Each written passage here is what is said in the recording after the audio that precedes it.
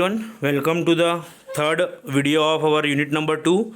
Today we will see what is the use of McLaws method and double integration method in the slope and deflection. So vision mission to impart excellent civil engineering skill to develop employable civil diploma engineers and to effective implementation of teaching learning process to benefit student, imparting the modern technical skill as per the requirement of the industry to improve employability, to develop social and environmental responsible civil engineer. So these are the missions. Learning outcome, you will be able to calculate slope and deflection for a beam under given loading condition by various method and analyze slope and deflection in beam under different loading condition is the course outcome. PO map is PO 167, PSO 2.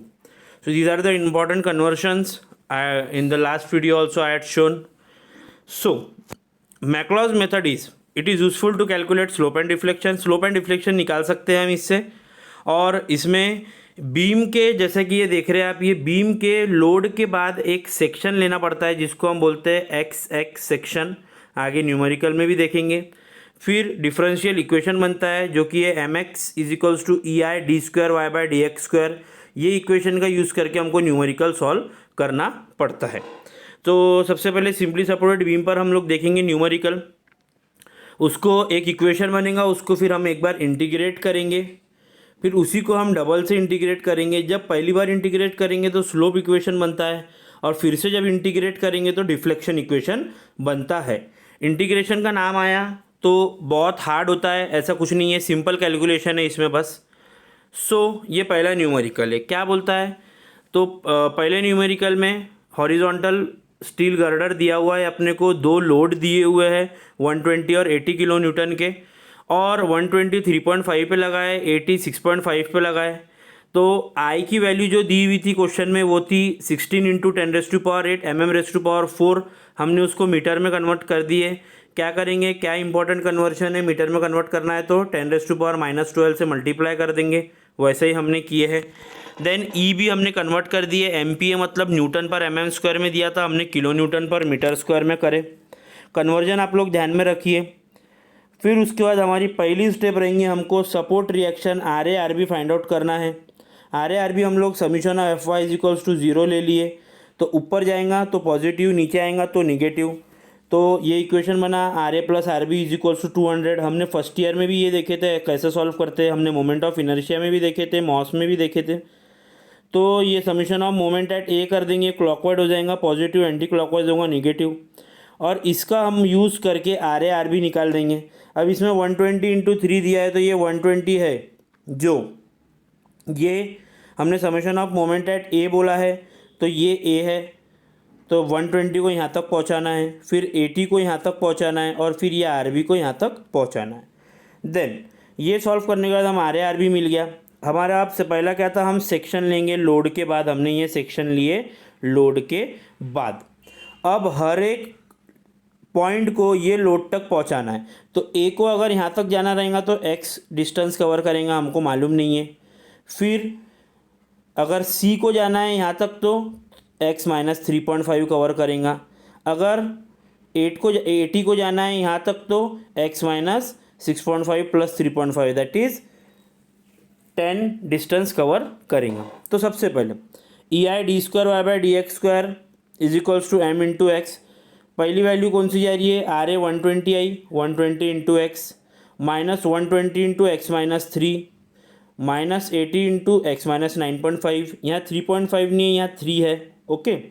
Then इससे तुम्हारा एक equation मिला, इसको integrate करना है तो जो भी x की वैल्यू है उसके पावर में 2 और अपॉन में 2 लगा दो पहली बार इंटीग्रेशन में.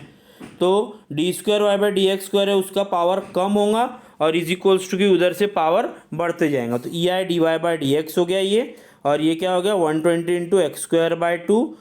फिर अब x माइनस 3 है तो x माइनस 3 का स्क्वायर बाय 2, x माइनस 9.5 है तो x माइनस 9.5 का स्क्वायर बाय 2 प्लस C1 लगा दिए. अब इसको अगेन इंटीग्रेट करना है, इज इक्वल्स टू कि इधर बाट का पावर कम होगा, तो पहले आता है d y by D x का पावर कम करेंगे तो ये बचेगा सिर्फ y, है ना. पहले d square Y by D x square था, फिर d y by D x हुआ, और फिर बचा सिर्फ y. अब 2 और -120, ये जो है इससे 2 से 60 कटा तो बचा कितना 60, और एक पावर बढ़ेगा तो x³/3, 2 से 60 कटा तो x-3 का क्यूब/3 -40x-9.5 का क्यूब/3। पहली बार जब इंटीग्रेट करेंगे तो C1 हमको एक ऐड करना पड़ता है इंटीग्रेशन में, और जब दूसरी बार ऐड करेंगे तो C1x प्लस C2 ऐड करना पड़ता है। देन थर्ड स्टेप रहेंगी अपनी बाउंड्री कंडीशन। बाउंड्री कंडीशन में पहली स्टेप ये हमेशा कॉमन रहेंगी, x और y इज इक्वल्स टू 0, तो इससे C2 हमेशा 0 आता है, ये कॉमन स्टेप है हर न्यूमेरिकल में। फिर हमको ना बाउंड्री बोले तो क्या होती है, एक a होता है और एक b होता है, ये दोनों बाउंड्री है। तो a पे सब कुछ 0 होता है और b पे जो भी तुम्हारा फाइनल डिस्टेंस है वो होता है। तो हम क्या करेंगे, b पे x is equals to 14 put करेंगे, यहाँ पे क्या पुट करेंगे, x इज इक्वल्स टू 14, और वर्टिकल डिस्टेंस y जो रहेगा वो तो क्या रहेगा 0। तो वैल्यू पुटअप करें कौन से इक्वेशन में, इक्वेशन नंबर 3 में, ये वाले इक्वेशन में हम क्या करेंगे, x की वैल्यू 14 पुट करके C1 कैलकुलेट करेंगे। अब C1 और C2 की वैल्यू जो भी आई हमारी वो इक्वेशन 2 और इक्वेशन 3 में पुट करके हम एक नया इक्वेशन बनाएंगे जिसको हम बोलेंगे इक्वेशन 4 और इक्वेशन 5, इक्वेशन 4 और इक्वेशन 5, ठीक है। अब लोड क्या बोला है क्वेश्चन में, calculate the deflection point under 80 kilo Newton, ये 80 किलो न्यूटन, तो 80 किलो न्यूटन पे x की वैल्यू कितनी होंगी, 3 + 6.5 9.5। तो हमको क्या करना है, डिफ्लेक्शन के इक्वेशन में, डिफ्लेक्शन इक्वेशन नंबर कौन सा पुट करेंगे हम, 5, ये इक्वेशन नंबर 5 में x की वैल्यू क्या पुट करेंगे, 9.5 पुट करके y/d निकालेंगे। y स्टैंड फॉर डिफ्लेक्शन और d मतलब 80 किलो न्यूटन का पॉइंट है, तो y/d निकालेंगे। देखो सबसे पहले फिर से एक बार बताता हूँ, हमने क्या करे, क्वेश्चन बनाए, लोड के बाद सेक्शन ले लिए, सेक्शन लेने के बाद हमने कन्वर्जन देख लिए, कन्वर्जन देखने के बाद हमने RA/RB निकाले, RA/RB निकालने के बाद हमने सबसे पहले एक बार इंटीग्रेट करें तो इज इक्वल्स टू के इधर जो रहता है, मतलब इज इक्वल्स टू के इधर जो रहता है उसका पावर होता है कम, और x का पावर में उसका स्क्वायर/2 लगता है। x⁻n is equals to x⁻n+1 upon n+1, ठीक है। तो x⁻2 x की जगह कुछ ही नहीं है, मतलब 1 है, 1 + 1 2 अपॉन n+1 1 + 1 2, बेसिक फॉर्मूला। फिर उसको इंटीग्रेट करें तो ये मिला, उसको हमने इक्वेशन नंबर 2 दिए।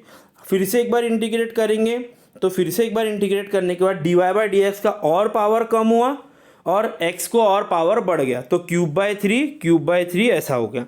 फिर फाइंड कांस्टेंट C1 C2, ये स्टेप कॉमन रहेंगी, C2 हमेशा 0 पुट करेंगे आएगा हमारा, और C1 की वैल्यू हम क्या करेंगे, इक्वेशन नंबर 3 में x की वैल्यू पुट करके, x की वैल्यू कितनी पुट करेंगे, जो भी फाइनल डिस्टेंस रहेगा b का, मतलब 14 पुट करके हम लोग क्या करेंगे, उसकी C1 की वैल्यू निकाल लेंगे। फिर C1 C2 की वैल्यू इक्वेशन नंबर 2 और 3 में पुट करेंगे। तुमने जो पहली बार इक्वेशन इंटीग्रेट करे उसको स्लोप इक्वेशन बोलेंगे, मतलब इक्वेशन नंबर 2 को, और इक्वेशन नंबर 3 को डिफ्लेक्शन इक्वेशन बोलेंगे। अब क्वेश्चन में देखो, इसमें स्लोप निकालने के लिए बोला ही नहीं है, सिर्फ क्या बोला है, कैलकुलेट डिफ्लेक्शन, वो भी 80 किलो न्यूटन के अंडर में, सिर्फ 80 किलो न्यूटन के अंडर में कैलकुलेट करो बोला है। फिर हम लोग क्या करेंगे, 80 किलो न्यूटन है तो हाँ 80 तक के x की वैल्यू देखेंगे, कितना डिस्टेंस आ रहा, 9.5, क्या निकालने बोला, डिफ्लेक्शन। तो डिफ्लेक्शन इक्वेशन में x की वैल्यू 9.5 पुट करके हम y/d कैलकुलेट करेंगे, ठीक है। अब असाइनमेंट नंबर 3 तुम्हारा ये रहेगा, ये 2 क्वेश्चन है, इसको आराम से कल तक सबमिट करो असाइनमेंट, शाम तक, कोई गड़बड़ी नहीं है।